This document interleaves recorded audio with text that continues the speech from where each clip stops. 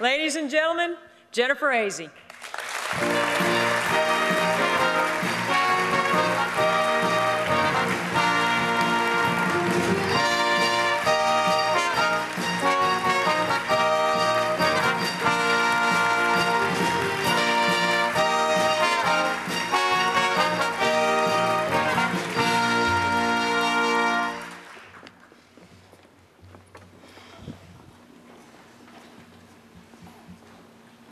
Okay, I speak for a living, and I'm speechless right now. I didn't know what this was going to feel like this whole weekend, and it's completely overwhelmed me.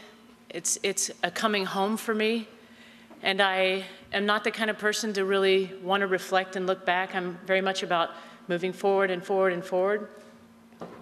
And I realize what this award is all about. It actually has nothing to do with me. I get the opportunity to stand here and see all of these people that I love and say thank you, because I could never have been here or done any of this without the wonderful people that have been in my life. And to the class of 2009, I can't think of a better group of women. I wish I would have known Aura. And to Jill, to fought for Title IX, you're why we are where we are. And Sanja, you're funny. And you know what? To be the only coach to have one loss against Pat Summitt, come on, that's pretty awesome. And I can't believe that I'm in the class with Cynthia Cooper. She was MVP of the WNBA. She came out of obscurity playing over in Italy and came back and set the league on fire at the age of 38 and showed us what was possible. And Jennifer Gillum, all I can think of when I think of you is kindness and fierceness at the same time. You could hit a 3 in our face and then hi, just. And I'll tell you, I am so thankful that you're coaching, that you're a head coach now in the game, because we need more of you in the game. And so to all of my classmates, I'm just thrilled to be a part of this with you. And I'm not sure where Teresa Edwards is sitting, but there's something really weird for me about being inducted before Teresa Edwards, because I've never beaten Teresa at anything in my whole life. And I hear her over here somewhere. And T, where I see, okay, now I see you. You know what? I was so nervous the first time I played with you that I stepped on the court with you. I think I remember the day, the hour, the minute when I stepped on the court with you, because you were already a legend back then. And I remember I threw you the ball for the first time, and I was thinking, please get to her. If I could have put it on a silver platter, I would have done that. But the only reason T's not in is because she can't be in yet, but she would be in otherwise. But 5 Olympics. No one is ever going to do that. 4 Olympic gold medals. You are an awesome, awesome testament to the game. And I love you. You are someone that has touched my life in ways that you will have no idea, well beyond the basketball court. And as I said, I have trouble looking back, but being from East Tennessee, got to do a little tour of Oak Ridge yesterday. So it was totally, really unplanned, but I wanted to go back to my roots, which started at Scarborough Daycare Center, which was an all-black daycare center with the exception of my sister and I and a couple of other kids. And I was able to reconnect with Yvonne Mims, who ran the school when we were kids. And what I learned from being at that school, A, I fell in love with basketball there, and B, was that we never saw race, we never saw color, we never saw anything other than unity. And I think that's why I played the game to begin with, is because it brought people together. And if Miss Mims, I would absolutely be overjoyed if you could stand up and if we could recognize you. I don't know where you're seated tonight.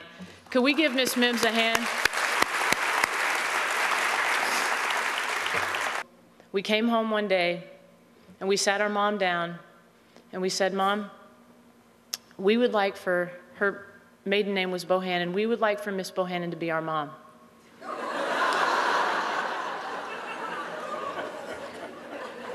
And my mom said, she knew we loved the school, but gosh. She said, well, what are you guys going to do with me? So we had a little powwow, came back to her. Well, we said, well, you can be our grandmother. But that's the impact, Yvonne, you had on our lives.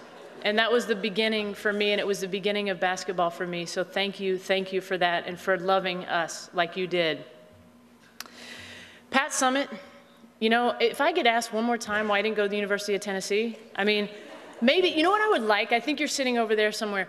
I would love to have an honorary something, like maybe an honorary law degree or something, and maybe an honorary couple of championships, and then we could just kind of get beyond all of this. But I'll tell you what, Pat has treated me like one of her own. Every time I came back from college, you let me work out at the University of Tennessee. You have always been first class. I always brag about being from East Tennessee because I am from 20 minutes away from where Pat Summitt has built one of the most incredible programs in the country and is the winningest coach, men's or women's basketball. So thank you for your example and what you've done for us.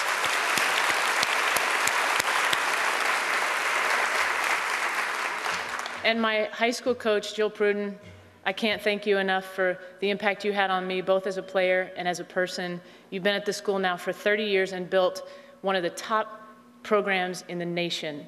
And it's not only that you coach us as players, you really do help to create and help us become better women. So thank you for that. And Carol Callan and Renee Brown, wherever you are, the influence both of you had on my career, both with USA Basketball, and you know, Renee Brown for making me run that 2-mile run because I missed my time by 1 second when I was in college. I appreciate that. But I love you guys. I have felt so much love in this game that my list would really be, you know, a mile long here. But to my family, my mom, my dad, Alicia, my sister Suzanne, and Alex, I love you. I don't know what I would do without you. To my dad, who, you've all been there for me, but you especially just got me. He put a basketball hoop up in our driveway because my sister and I built one out back with some clothes hangers. So when we really could not afford to do that. And I remember he called me at a Campfire Girls meeting that I didn't want to be at anyway and said, we're getting a hoop and we're going to repave the driveway so that you have a place at home to play. That's still, to this day, I remember that phone call. And I just remember you guys being there for me through everything. So I thank all of the people and all the love that this game has given me. And I just didn't know what this all meant until I got here and I went to the Hall of Fame, and all the people that work there and that have put this event together. Karen, I know I drove you crazy.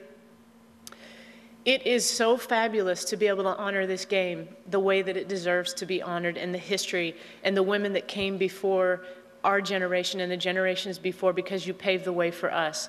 So thank you to the board for allowing me this opportunity to say thank you. And I just don't even know how to close because I'm completely overwhelmed. Thank you very much. Which way do I go? This way? This way. Okay.